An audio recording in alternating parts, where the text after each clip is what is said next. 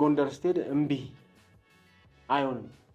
በጣም ካራክተር ነው ሰው ይሄንን እንደ ሀገር እንደ ሶሳይቲ ታይባቸዋል። ሰው ጦርነት ውስጥ ይገባሉ። ዝም ብሎ ረባ ባረባው ጠመንጃ አንስቶ ሊዋጋ ይችላል። ሰው ይሄ ባህሪ ነው። የሆነ አባቴ ያረፈ ጊዜ ጓደኞቼ ለለቅሶ ይመጣሉ እና አርማጮ የሚባል ሀገር መኪና ተሳፍረው ሲመጡ መኪና ውስጥ ያሉ ሰዎች በሙሉ ጠመንጃ ይዘዋል እንደዚህ ተደግፈው እና አንደኛው ይወዳል እንደዚህ ማውራት ፋዘር ምን ይሰራሉታል በዚህ እድሜዎት ጠመንጃ ይላቸዋል። አንተ ጠመንጃ ሳሊዝ እንዴት ሄዳለሁ ና ይላሉ። እንዴት አሁን ብርሶ ተኩሶ ይመተ በስመ አብ ወወልድ ወመንፈስ ቅዱስ አንተ ምን አድርጌ ነው ይላሉ።